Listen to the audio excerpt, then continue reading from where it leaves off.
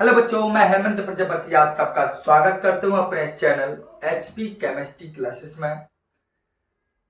Dear, हम बात कर रहे थे ऑर्गेनिक केमिस्ट्री में और ऑर्गेनिक केमिस्ट्री का हमारा लेक्चर चल रहा था, जैसा कि आप देखते भी हैं, एल्डिहाइड और कीटोन।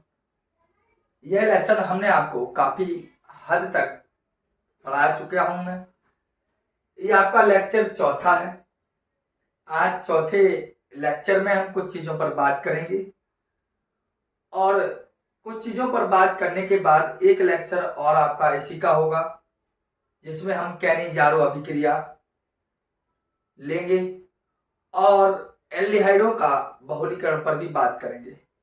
इसके पश्चात एल्डिहाइड और कीटोन जैसे लेसन में हम कुछ चुनिंदा टॉपिक पर बात करेंगे, जैसे कि फॉर्मेल्डिहाइड और एसिटाल्डिहाइड। साथ साथ में बात करेंगे हम एसीटोन पर।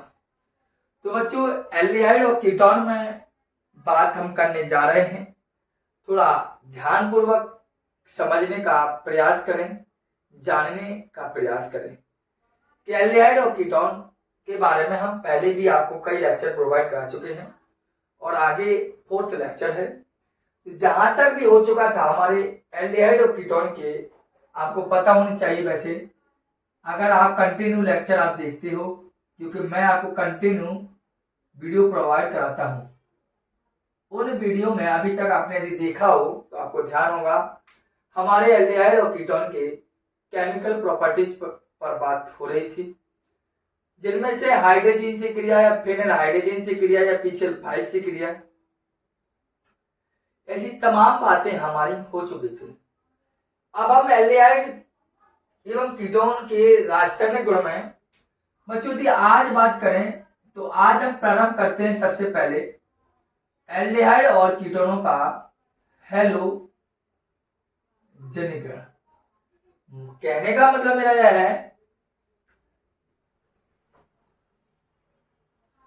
कि एल्डिहाइड और कीटोन का हम हैलोजनीकरण कराएंगे। एल्डिहाइड और कीटोन की किसी भी हैलोजन से क्रिया कराते हैं। लेकिन एक बात को हमेशा ध्यान देना कि यहां पर आपको एक स्टार पर बना के चलना है, चल लिखना है कि SCHO को छोड़कर, SCHO को छोड़कर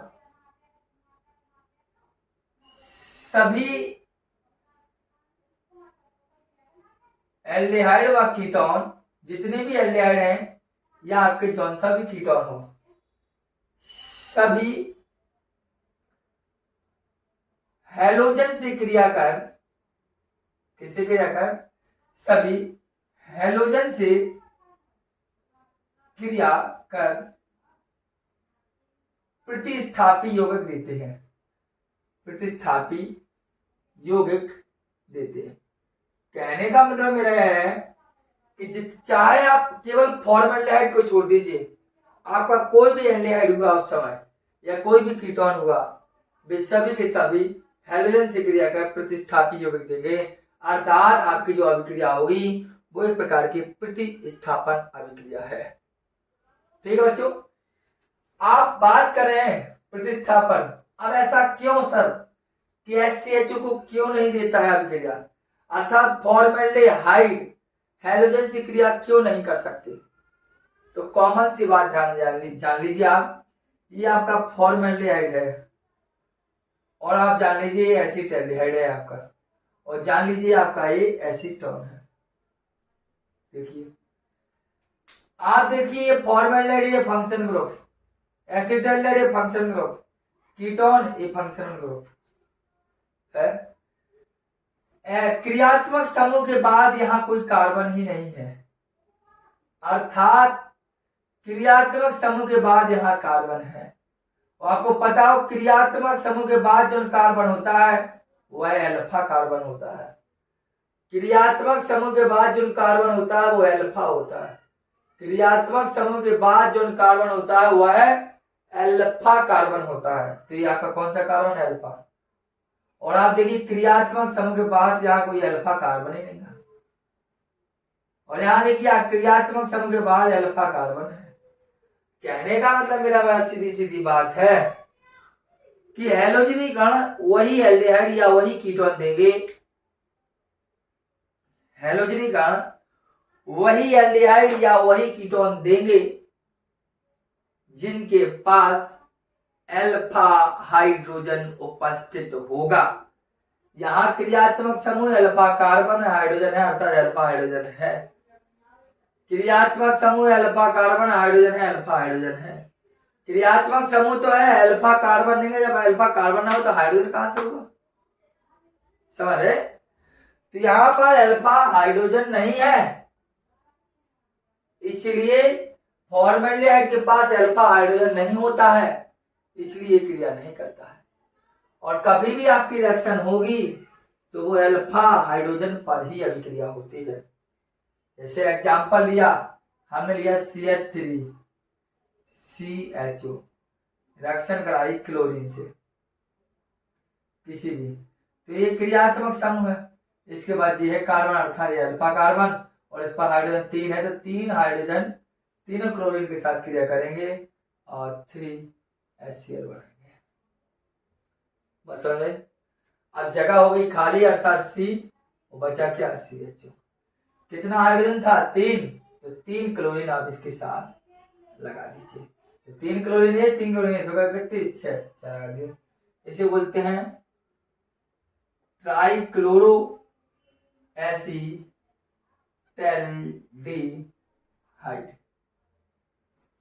इस बात को आप ध्यान दीजिए। अगर हम इसी प्रकार एसीटोन की कराते तो आप देखिए ये एसीटोन है और कराई अभिक्रिया क्लोरीन से, होना क्या है, एक क्रियात्मक समूह है और ये लगा कार्बन से, अल्फा कार्बन, ये हाइड्रोजन हाइड्रोजन, तो ये हाइड्रोजन जाएंगे क्लोरीन के साथ, तो 3HCl और बना क्या था, COCH3। 3 हाइड्रोजन चलेगा 3 क्लोरीन के साथ, अब जितने हाइड्रोजन थे उतनी ही क्लोरीन आप ऐड कर दीजिए, तो 3 हाइड्रोजन जो अलग हुए वहां पर 3 क्लोरीन लगा दिए। इसका मतलब है ट्राई क्लोरो एसीटोन।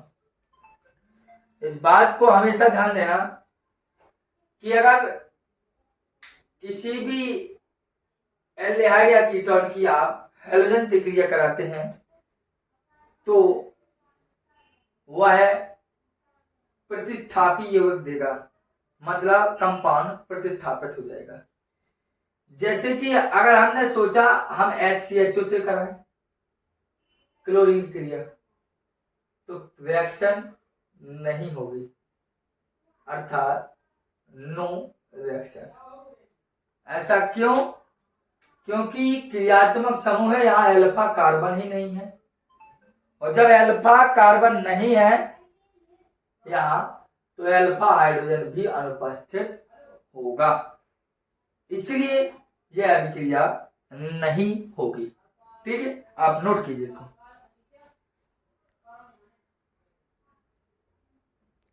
देखिए मैं आपको ये बताया तो डिस्टर्ब हुआ कि फॉर्मेल्डिहाइड के पास कोई अल्फा हाइड्रोजन नहीं है, मतलब जब अल्फा कार्बन नहीं है तो अल्फा हाइड्रोजन नहीं होगा, जब अल्फा हाइड्रोजन नहीं है तो यह क्लोरीन से क्रिया नहीं कर सकता, अर्थात आपकी हैलोजनीकरण अभिक्रिया नहीं देगा। ठीक है, तो आप लिख सकते हैं, अगर आपको लिखना चाहते हो तो आप सीधा सीधा लिख लीजिए कि फॉर्मेल्डिहाइड के SCHO के पास अल्फा कार्बन नहीं होता है, इसलिए यह हैलोजनीकरण अभिक्रिया नहीं देता, इसलिए यह हैलोजनीकरण अभिक्रिया नहीं देता है। ठीक है बच्चों, ये आपके पॉइंट थे जिसमें आपका एक पॉइंट कंप्लीट हुआ कि हैलोजनीकरण है क्या। ठीक बच्चों, नोट कर लीजिए, आगे बात करते हैं। आगे जो हम बात कर रहे हैं सर वो आपकी एक अभिक्रिया है, नेमिंग रिएक्शन में काफी पूछी जाती है, जिसे हम बोलते हैं हेलोफॉर्म अभिक्रिया। थोड़ा वीडियो को पूरा देखने का प्रयास किया करो, जिससे हमें भी थोड़ा अच्छा लगता है और वीडियो थोड़ा अच्छी लगे तो आप बताएं बस, क्योंकि आप इस बात को अच्छे से जान सकते हो कि क्यों कह रहा हूं। ठीक है, अगर बात करूं यहां तो अगले पॉइंट पर बात होगी कि हेलो फॉर्म अभिक्रिया। तो ये अभिक्रिया बहुत ही ज्यादा मोस्ट इंपोर्टेंट भी है आपकी कि हेलो फॉर्म अभिक्रिया क्या है। ठीक, तो जान लीजिए हेलो फॉर्म अभिक्रिया क्या है। तो सीधी सीधी बात जान लीजिए आप हेलो फॉर्म। देखो, हेलो फॉर्म अभिक्रिया आपको बता दूं कि सबसे पहले ये बात जान लीजिए कि हेलो फॉर्म अभिक्रिया केवल केवल वे एल्डिहाइड या कीटोन देंगे, मतलब हेलो फॉर्म अभिक्रिया वे यौगिक देते हैं जिनमें COCH3 समूह पाया जाता है। अर्थात मैं कह सकता हूं कि वे यौगिक, ध्यान देना, वे यौगिक या वे एल्डिहाइड तथा कीटोन जिनमें, ऐसा कह सकता हूं कि देखो चादर लिख दूं, वे एल्डिहाइड व कीटोन जिनमें सिंगल बॉन्ड COCH3 समूह पाया जाता है। समझ में आ रहा है? मैंने कहा कि जो हेलो फॉर्म अभिक्रिया है वे एल्डिहाइड या कीटोन जिनमें COCH3 समूह पाया जाता है, हेलो फॉर्म अभिक्रिया भी देते हैं। वे एल्डिहाइड व कीटोन जिनमें COCH3 समूह पाया जाता है, वे, ध्यान देना, वे तनु NaOH व हेलोजन से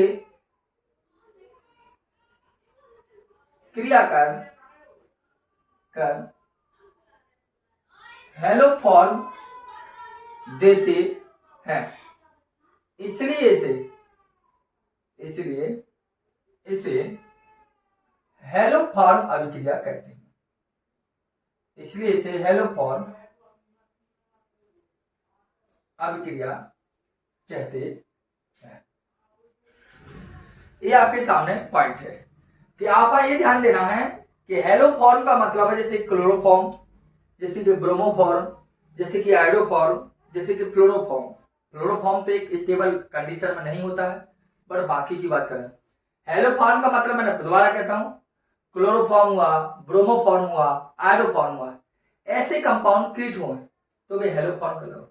लेकिन होता क्या है कि जिनमें COCH3 समूह पाया जाए वही हेलो फॉर्म अभिक्रिया देते हैं, या जिनमें COCH3 समूह पाया जाए वे हेलोजन या NaOH से क्रिया करेंगे और हेलो फॉर्म बनाएंगे। अर्थात यहां लिखा CO, देखो मैं लिखा क्या, C डबल बॉन्ड हो CH3, यहां लगा दीजिए हाइड्रोजन परमाणु, क्या हो गया CH3 CH। और जैसे लिखा C डबल बॉन्ड हो CH3, यहां लगा दीजिए CH3, तो हो गया क्या एसीटोन। मतलब एसिटाइड में भी COCH3 समूह पाया जाता है, एसीटोन में भी COCH3 समूह है। इसका मतलब यह है कि ये दोनों के दोनों आपके हेलो फॉर्म अभिक्रिया देंगे। जैसे देखिए सीधी सीधी रिएक्शन आपको याद करके रखना है, कोई दिक्कत की बात नहीं है। मैं आपको बता ही दिया कि जिनमें COCH3 समूह पाया जाएगा वो NaOH हेलोजन से क्रिया करेंगे तो हेलो फॉर्म देंगे। हेलोजन में यदि क्लोरीन लिए तो क्लोरोफॉर्म, ब्रोमीन लिए तो ब्रोमोफॉर्म, आयोडीन लिए तो आयोडोफॉर्म, क्लोरीन लिए तो क्लोरोफॉर्म, ब्रोमीन लिए तो ब्रोमोफॉर्म, आयोडीन लिए तो आयोडोफॉर्म। ठीक है, जैसे हमने कहा एग्जांपल लिया CH3 CH, इसे बोलते हैं हम एसिटाइड। इसकी क्रिया हमने कराई आयोडीन, कहा ना हेलोजन या NaOH, और साथ में करा दी NaOH। ठीक है, ये करा दिया हमने एसिटाइड आयोडीन NaOH। ठीक, कुछ नहीं होना है आपका, जो Na है जी आइए Na बनेगा, O है H है जल बनेगा, C जाएगा इसके पास हो जाएगा आयोडोफॉर्म। अर्थात मैं जो कंपाउंड बनते बनाता हूँ CHI3 बनता है, आपका HCONA बनेगा, एंड क्या बोलते हैं, देखो एक CH तो था ही, यहाँ देखो क्या था CH3 था, तो CH तो चला गया I के साथ, CHI3 हो गया, यहाँ पर एक H बचा था तो एसिडोन, और क्या बनेगा आपका Na है और ये तो NaINH2। आपको यहाँ क्या ध्यान रखना है, 34-33 का फॉर्मूला ध्यान रखना है, 34 और 33। ठीक है बच्चों, दोबारा सुन लीजिए। ये लिया हमने एसीटोन, यहाँ क्या हो गया एसीटोन। इसकी भी क्रिया आप आयोडीन से कराइए, इसकी भी क्रिया आप NaOH से कराइए, बनना वही कंपाउंड है। बस यहाँ पर CH3, यहाँ CH3 था एक ही, तो एक CH गया था I के साथ, तो CHI3 बना। यहाँ पर केवल H, एक H हो जाता तो एसिडोलेन बना, और यहाँ पर CH जाएगा I के साथ तो बनाएगा वही कंपाउंड CHI3। लेकिन यहाँ पर एक CH3 बचा तो वो जाता है यहाँ पर तो बना देता है CH3 COONA, बाकी वही कंपाउंड NaI, वही कंपाउंड H2 होगा। क्या वही 34 और 33। इसे बोलते हैं सोडियम फॉर्मेट और इसे बोलते हैं आयोडोफॉर्म, इसे बोलते हैं सोडियम एसीटेट। इतना आपके कंपाउंड आपके सामने ये बना है, जहां पर आपकी एक कहलाती अभिक्रिया कौन सी है, हेलोफॉर्म अभिक्रिया। बताइए किसी प्रकार की कोई आपको दिक्कत हुई हो या समझ में नहीं आ रही हो, तब भी आप हमें क्लियर कर सकते हैं। तो ये हेलोफॉर्म अभिक्रिया हुई, जिसको आप नोट कर लीजिए। नेक्स्ट पर हम बात करते हैं। अब हम बात करते हैं कुछ एल्डिहाइड या कीटोनों की अमोनिया से क्रिया के बारे में। ठीक है, मैं आपको पहले बताया कहने जा रहा हूं अभिक्रिया हो, मैं नेक्स्ट लेक्चर में लेकर आऊंगा जिससे डिटेलिंग समझा सकूं। ठीक है, अब ध्यान देना।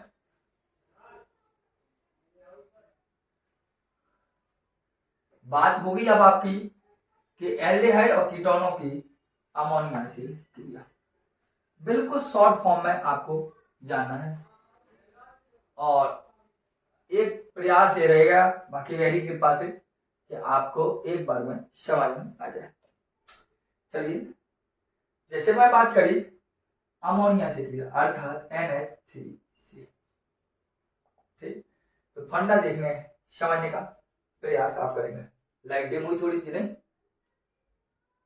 अब ऐसा क्यों हुआ है समझ में आ रहा है? अभी आ गया होगा, सिर्फ देना थोड़ा।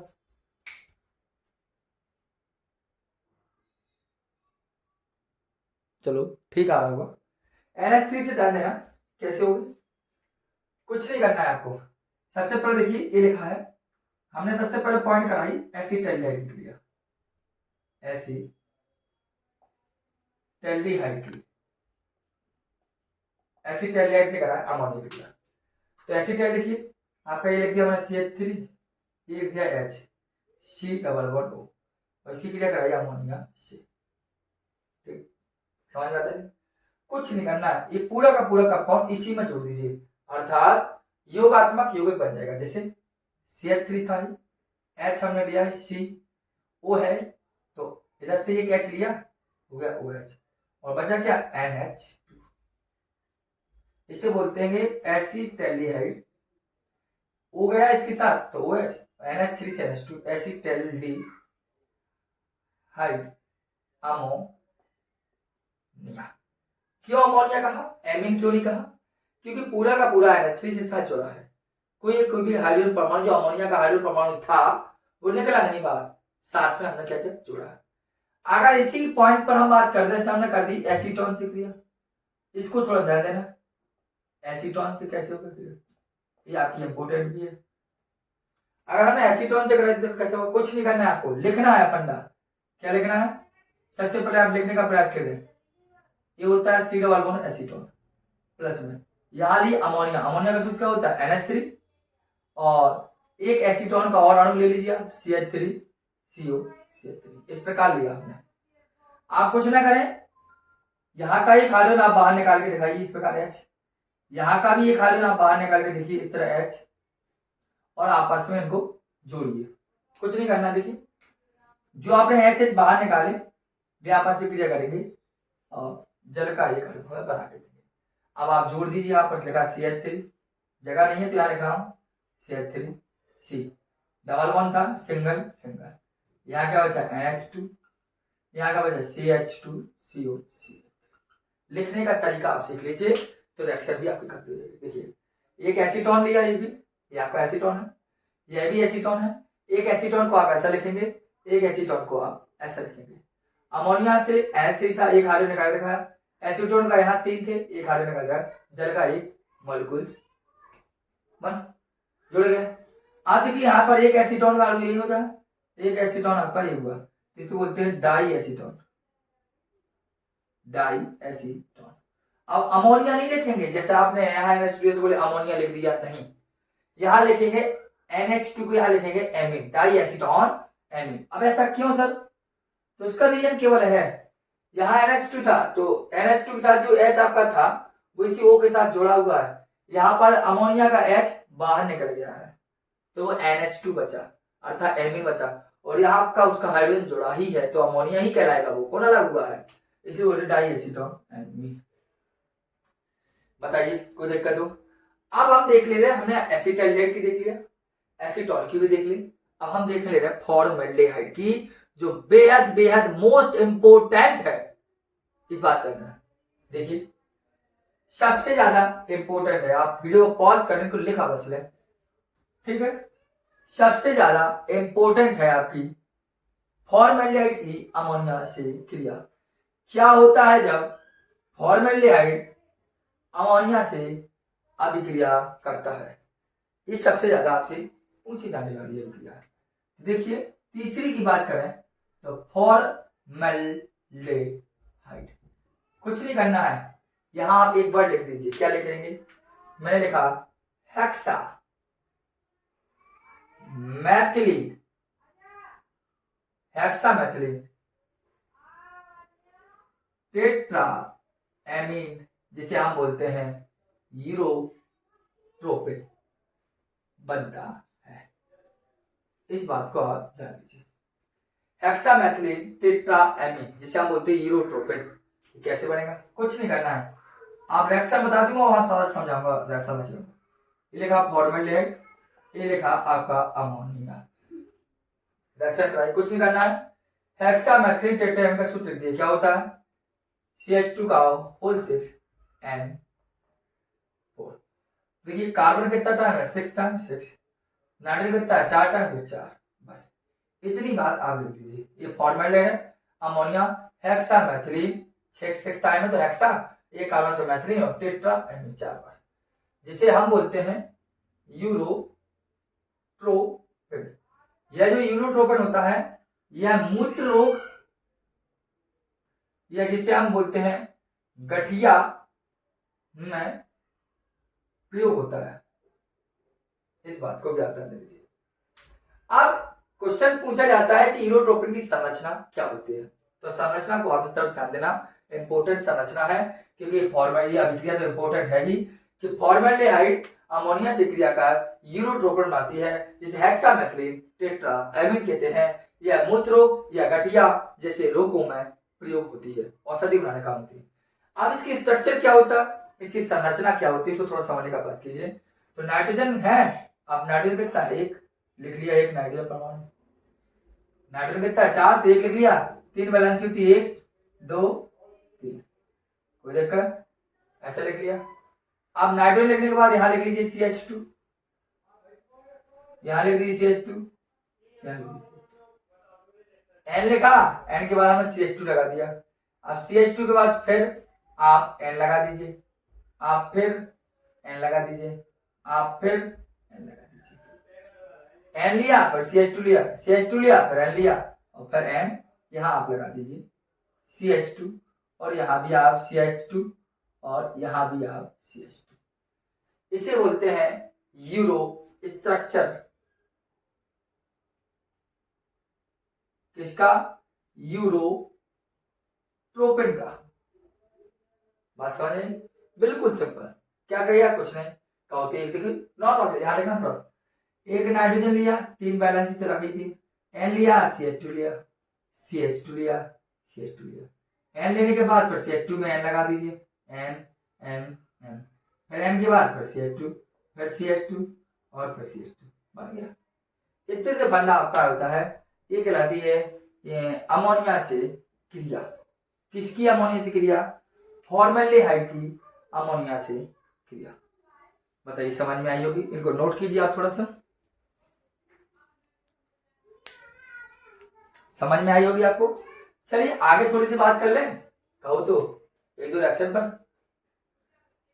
तो आपने एल्डोल संघनन पढ़ा होगा, कहो तो बता दें, आप कहे तो नहीं बताएंगे। चलिए देख लीजिए, 5 मिनट लगेगा एल्डोल संघनन के बारे में अच्छे से, क्यों आपका छूटा रहे वो एल्डोल संघनन। ठीक है, आइए एल्डोल संघनन की बात करते हैं हम थोड़ा सा। हम यार थ्योरी नहीं रखाएंगे एल्डोल संघनन की, प्रयास करेंगे। एल्डोल संघनन, संघनन, एल्डोल संघनन की यदि बात करें तो सर थोड़ी सी लिख लो कि मैं कहता हूं कि तनु क्षार की उपस्थिति में, तनु क्षार की उपस्थिति में एल्डिहाइड संघनित होकर एल्डोल व कीटोन संघनित होकर, कीटोन क्या कर कर संघनित होकर, तनु क्षार के उपस्थिति में एल्डिहाइड संघनित होकर एल्डोल व कीटोन संघनित होकर डाई कीटोन एल्कोहल देते हैं, एल्कोहल देते हैं। अब बच्चा पूछ सकता है सर एल्डोल होते कैसे हैं?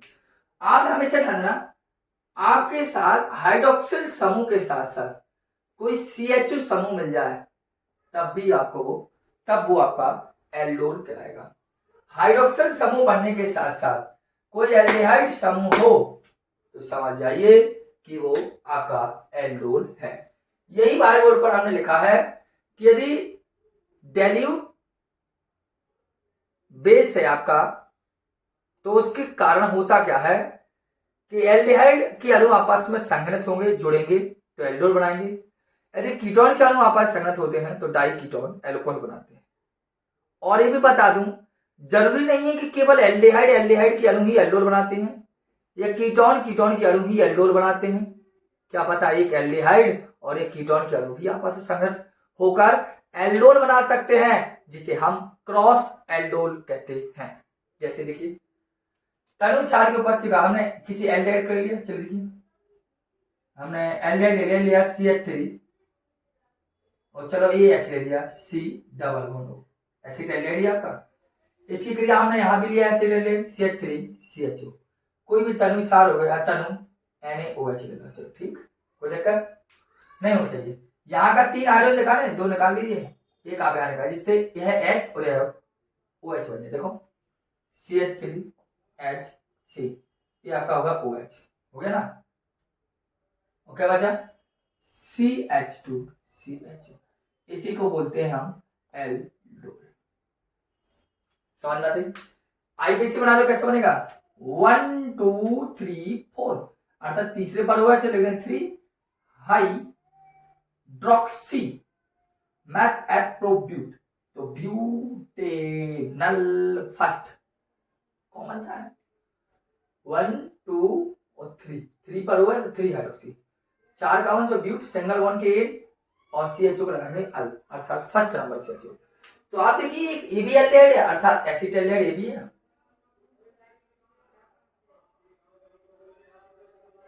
और आपका एसिड एल्डिहाइड लिया, बट ध्यान दिया कि एसिड एल्डिहाइड कैसा रखा इसमें, इसकी वजह से एल्डिहाइड कैसे रखा, तो ये 3 हाइड्रोजन एक निकाल दें जिससे OH बन जाए, तभी तो एल्डिहाइड। हाइड्रोक्सिल समूह होना ही चाहिए तभी वो एल्डोल कहलाएगा। जैसे एग्जांपल बात कर दे, मतलब एसीटोन देख लें, तो देखो ये एसीटोन है, ये आपका क्या है एसीटोन, सेम कंडीशन होना क्या है कुछ है, और ये acetone CH3 C double bond हो CH3 सिंगल बॉन्ड लगाया, कुछ करना थोड़ी है, 3 हाइड्रोजन थे, 2 दिखाइए, ये बाहर निकालिए, जिससे हो गया ना OH हो जाएगा, जोड़ दीजिए, देखो CH3C, ये आपका होगा OH, देखो बचा क्या, CH2 C डबल वन ओ CH3।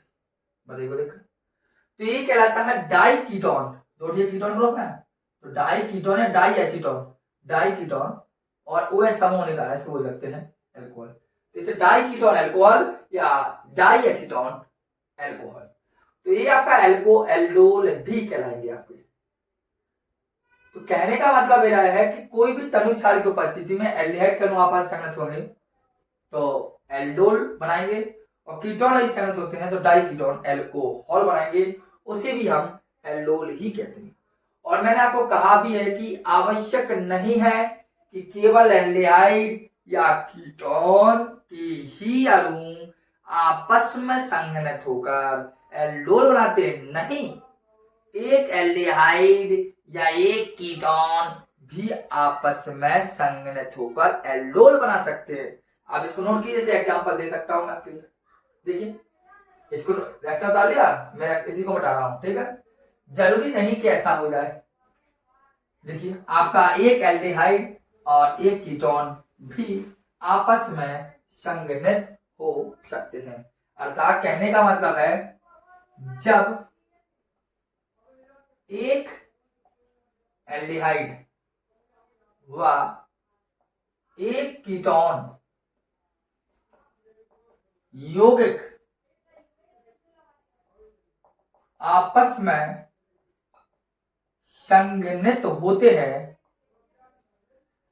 जब एक एल्डिहाइड व एक कीटोन आपस में संघनित होते हैं तब, जब एक एल्डिहाइड व एक कीटोन यौगिक आपस में संघनित होते हैं तब होता क्या, तब एल्डोल बनता है।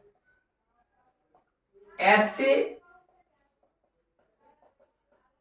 एल्डोल को क्रॉस एल्डोल कहा जाता है। ठीक बच्चों, देखिए कैसे मैंने कहा कि एल्डिहाइड लिया, तो चलो एल्डिहाइड ले लिया और एक कीटोन ले लिया, तो मैं यहाँ कीटोन ले रहा हूँ। सबसे पहले क्या ले लूं, कीटोन ले लो। देखो ये कीटोन लिया मैंने और ये एल्डिहाइड ले लिया, अर्थात CH2, यहाँ H दिखा दिया इसका और हो गया CH2 है। तो आपका ये क्या है, एसीटोन। इलाज का भी क्रिया है, बाद में पढ़ाऊंगा, मन नहीं लग रहा सारा। ये आपका एल्डिहाइड समझ रहे। तो एक एल्डिहाइड लिया, वो एक एल्डिहाइड लिया और एक कीटोन लिया, दोनों बना दिए, OH हो गया। देखो CH3C आपका हो गया OH, और जो कुछ बचा जोड़ दीजिए CH2CH2। इसे बोलेंगे हम क्रॉस एल्डोल। नामकरण आप खुद करेंगे, नहीं बनेगा तो आप हमें कमेंट बॉक्स में कमेंट करके बताएंगे। इस बात ध्यान देना, मैं नहीं कर रहा हूँ, बहुत होगा आपका लिए, कुछ आप भी वर्क कीजिए, अच्छा रहता है। ठीक है, ये आपके था एल्डिहाइड और कीटोन का जो लेक्चर नंबर 4 था। काफी लंबी वीडियो होगी, हो चुकी होगी। अब नेक्स्ट लेकर आएंगे तो उस वीडियो को मत देखना, मत भूले। इसके बाद जो आएगी वो देखा जाए। देखो हमने MCQ भी कराए हैं आपके NCERT बुक के, तो NCERT बुक के MCQ लिंक डिस्क्रिप्शन में दे दी जाएगी, नहीं तो आप सर्च कीजिए HP chemistry classes MCQ NCERT book के। ठीक है, नाम डाल देना हेमंत, तो अपने आप क्लियर हो जाएगा, या चैनल पर जाकर आप उसको ढूंढ मिल जाएगा आपको। तो इसके बाद हम आपको बात करेंगे कैनिजारो अभिक्रिया और बहुलीकरण, टोलन अभिकर्मक और फीलिंग सॉल्यूशन को मैं आपको पहले भी बता चुका हूँ। ठीक है बच्चों, तो इनको नोट कीजिए, समझिए, प्रयास कीजिए। कोई दिक्कत कमेंट बॉक्स में कमेंट कीजिए। धन्यवाद।